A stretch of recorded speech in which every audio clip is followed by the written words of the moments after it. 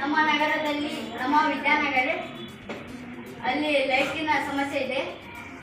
ರಾತ್ರಿ ಲೈಟ್ ಬರುವುದಿಲ್ಲ, ಕರೆಂಟ್ ಹೋಗಿ ಕಲರ್ ಬಂದು ಮಳೆಯಲ್ಲಿ ಕದ್ದಿಕೊಂಡು ಹೋಗುತ್ತಾರೆ.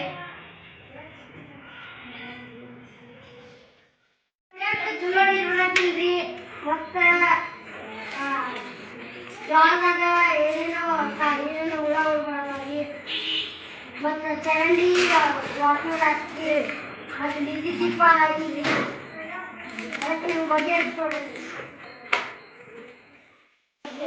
ರಾತ್ರಿ ಪಕ್ಕದಲ್ಲಿ ಯಾರಾದರೂ ಹೊರಟು ಹೋದರೆ ಚರಂಡಿ ಮಳೆ ಕಷ್ಟವಾಗುತ್ತದೆ. ಅದಕ್ಕೆ ಬಗೆಹರಿಸಿಕೊಳ್ಳಬೇಕು. ನಮ್ಮದು ವಿದ್ಯಾರ್ಥಿಗಳ್ರಿ, ನಮ್ಮ ನಗರದಲ್ಲಿ ಚಲೋ ಬರೋದ್ರಿ.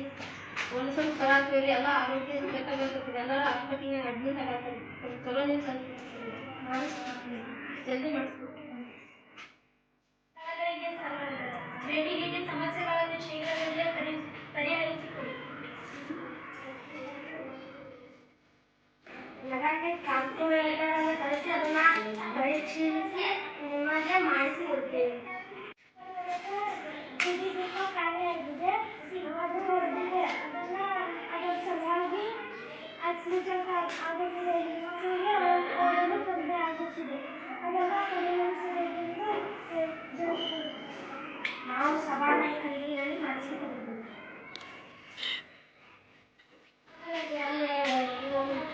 ಶಾಲೆಯ ಮಕ್ಕಳಿಗೆ ನಾಯಿ ಕಡಿದು, ಗುದ್ದೋದು, ಎಮ್ಮೆ ಎತ್ತು ಕುದ್ದೋದು, ಕಡಿಯೋದು ಹೊಡೆಯೋದು ಮಾಡ್ತಾರೆ.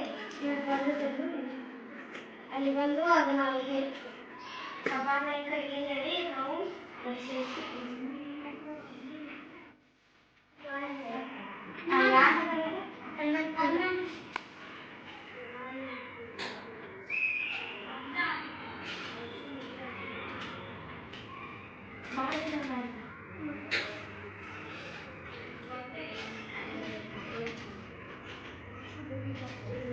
ಈಗ ಹನುಮಂತನಗರ ಹೋಗಿ ಅಲ್ಲೆಲ್ಲ ಪರಿಶೀಲಿಸಿ ಅದನ್ನ ಸರಿ ಮಾಡ್ತೀವಿ.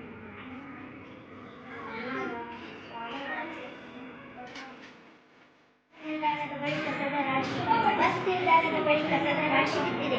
ಬಸ್ ನಿಲ್ದಾಣದ ಬಳಿ ಕಸದ ದುರ್ವಾಸನೆ ಬೀರುತ್ತದೆ. ರಸ್ತೆ ಮೇಲೆ ಕಸ ಬಿದ್ದಿದ್ದಕ್ಕೆ ಜನರಿಗೆ ತೊಂದರೆಯಾಗುತ್ತಿದೆ. ಅಲ್ಲಿ ಹಾದು ಹೋಗುವ ಮಕ್ಕಳಿಗೆ ತೊಂದರೆಯಾಗುತ್ತಿದೆ. ಬಸ್ಸಿನಲ್ಲಿ ಪ್ರಯಾಣಿಸುವ ಜನರಿಗೆ ತೊಂದರೆ ಉಂಟಾಗುತ್ತದೆ. ಸೊಳ್ಳೆಗಳ ಕಾಟ ಜಾಸ್ತಿ. ಬಸ್ಸಿನಲ್ಲಿ ಪ್ರಯಾಣಿಸುವ ಜನರಿಗೆ ವಾಸನೆ ಬರುತ್ತದೆ.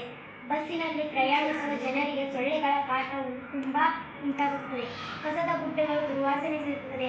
ಅನೈರ್ಮಲ್ಯದ ಪರಿಸ್ಥಿತಿಗಳನ್ನು ಉಂಟಾಗುತ್ತದೆ. ಈ ಸಮಸ್ಯೆಗಳಿಗೆ ನಮಗೆ ಬಗೆಹರಿಸಿಕೊಡಿ. ವಾಹನ ಚಲಿಸುವಾಗ ದಣಿಕೆ ಬಹಳ ಬರುತ್ತದೆ. ಆದ್ದರಿಂದ ನಮಗೆ ಬೆನ್ನು ನೋವು ಬರುತ್ತದೆ. ರಸ್ತೆಯಲ್ಲಿ ಅಲ್ಲಿ ಇಲ್ಲಿ ಕಸವನ್ನು ಸುರಿಯುತ್ತಾರೆ. ಆದ್ದರಿಂದ ನಮಗೆ ಮನೆಯಲ್ಲಿ ಕೀಟ ಮತ್ತು ವಾಸನೆ ಬರುತ್ತದೆ. ರಸ್ತೆಯ ಬಳ ದಣಿಕೆ ಹೆಚ್ಚಾಗಿದೆ.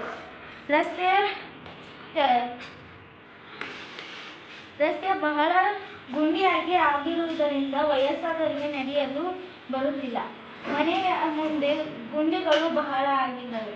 ನಮಗೆ ತೊಂದರೆ ಆಗುತ್ತಿದೆ. ಇವುಗಳಿಗೆ ಸಮಸ್ಯೆಯನ್ನು ಬಗೆಹರಿಸಬೇಕೆಂದು ಕೇಳಿಕೊಳ್ಳುತ್ತೇವೆ.